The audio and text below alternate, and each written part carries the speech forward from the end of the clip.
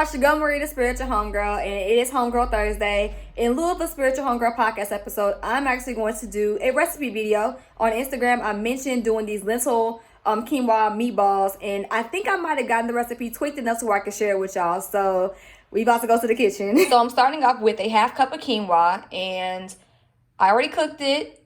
So what I like to do is I like to cook my lentils, I like to cook my quinoa, and I do not put it into a bowl to mix until it's cooled down. A little bit cooler than lukewarm. If it's too hot, I've noticed in my experience that the binder, like the quote unquote egg, it's not going to be an egg, but you know, the binder does not necessarily work. It kind of just melts everything together. It's a big gooey mess. So I did this and I seasoned it a little bit. You can season the quinoa however you want to. Some people use veggie bouillon. Some actually use veggie stock or just put herbs in the quinoa. I did dried herbs, so that's the quinoa. Then I'm putting a heaping third cup of the lentils. I did mash some of them down. The reason why is because I wanted them to have a bit of a softer texture. So I'm going to stir this up before adding the next thing. Now this step is optional, but you can put in celery and carrots and other vegetables if you choose to. I'm putting in about, let's see, that's about 2 tablespoons of celery.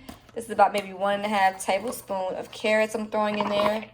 And then I know for certain this is a little over half a cup of, I wouldn't say this is a dice. I'll probably say like a small chopped white onion. So I'm going to stir all of these up and then add some seasoning. What I have is a mix of onion powder, garlic powder, cumin, paprika, a dash of sea salt.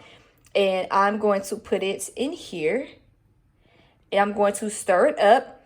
And like I said, you can do whatever combination you want. I did 3 parts cumin, 2 parts paprika, I think 2.5 parts onion powder, and maybe 1 part garlic. I am that person sometimes that puts onion powder and onion, like I just did, in the same dish. That's just me, but you don't have to season things before I put the binder in, which I'm going to show you in just a moment, because I like to make sure that it's well seasoned before this stuff gets involved, because I would hate to do something and do all this stuff and have to taste the wet mix. I don't like a wet mix, so I'm just doing this dry because I know the seasoning gonna be there and this stuff is gonna bind versus trying to put the seasoning on top of something gooey. Hope that makes sense. So I do 2.5 tablespoons of chickpea flour to about 2 tablespoons of water. I stir it up, mix it with a fork, almost like you would, you know, whip an egg with a fork, and then I let it sit for a few minutes to coagulate. So while I'm stirring this, you see that the mix is obviously changing. We are going to put a little more chickpea flour in it to kind of assist with the gooiness of the binder to make our patties. If your mixture is too wet, add more flour. If your mixture is too dry, just make another quick chickpea egg and put it in your mix. But again, it's really about the texture of what you like. Some people like their patties dry and crumbly. Some people don't. So it's up to you. I just want to go in a little bit at a time so that I don't have to do overwork by making it too dry by just putting all of it in at once, you know? Because, you know, if you make it too dry, you have to make it wet. Then you have to kind of play with this yo-yo effect of, you know, trying to make sure you get it to the right consistency to offset whatever you decide to do beforehand. So I shook about maybe half of the container, so about maybe a little under a tablespoon. I'm going to stir that in too.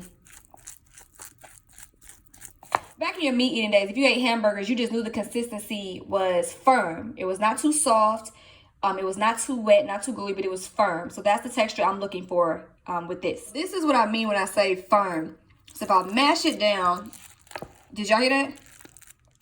Maybe y'all can hear that, but if I pick it up, it can somewhat maintain the same shape. That is what I'm looking for when it comes to making my patties. So what I'm going to do is use a 1/3 cup to scoop these in to make the initial shape in terms of like how big I want them, and then kind of mold them into little circles and then put them on the stove. So this is what I mean when I say scoop it up and put it into the 1/3 cup, so you can kind of get an idea of how big you want them, okay? So I just wanted to give you that for a reference as well. So these are my patties. I just wanted to show you guys in terms of the shape. I just took the third cup and I put them in my hands. I did a tiny little cup motion, kind of cupped them into little circles, and flattened the tops a little bit so that they could kind of sit, so they wouldn't be round to where they wouldn't be able to kind of sit still. As you can see, they're sitting, so they cool. So yeah. All right, normally I would use coconut aminos. I don't have much left, so I'm gonna use a mix, maybe 60, 65, 35 mix of aminos on the low end, and the tamari. Now tamari is gluten-free, doesn't have any wheat products in it. If I had to choose a soy sauce, I would choose tamari over regular soy sauce. And with coconut aminos, it's either Simple Truth Organic or Coconut Secret. Nobody's telling me or paying me to endorse them. I just like my coconut aminos a little bit more on the sweeter side versus the bitter side. So I use just enough to cover a bit of the bottom of the pot. When I position the patties, you'll see why I did this. I didn't want them to be bubbling in a puddle, so to speak, at least not a large one. But I wanted to at least have it covered. And I'm going to put my heat on medium so that I don't burn the sauce underneath. You'll see what I mean in just a moment. So the reason why I said keep your heat on medium is because once it starts cooking, the sauce expands, and then you see that it covers all 4 sides of the pot, or the patties, I should say. But you gotta watch it and be careful, because this part right here will burn. It will stick to the pan and burn. I prefer you guys use a non-stick pan if you're gonna do this, and kind of keep an eye on it. This is not something you kind of walk off and go to the bathroom or go jump on the phone or go into another room with. This is something you really have to watch. I'm going to let it sit for a few minutes, and then I normally do check the bottoms to see if there's a glaze on it. Since everything is already cooked, this don't need to cook to see if it's done. I just make sure that it's warm throughout, or at least warm on the top, I should say. And then I double check to see if there's a glaze attached to it, and then I flip it over. If it appears that your pot is sticking and this is becoming a problem, then reduce your heat and put a little more soy sauce or coconut aminos in there.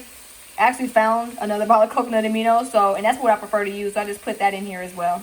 Another trick you can do is to deglaze the pan, but you gotta be careful to not put too much water, as well as to not let your pan get so dry to where it burns, because once you burn the pot, you know, the dish is ruined. So that's just something to keep in mind too. Okay, so these are glazed enough, at least on the top, and they are warm. I've touched them, and I'm about to take these out and put them on a plate. And this is how they look from this angle, and I'm curious to see how it looks on the inside. They actually stuck together. I'm really happy about that.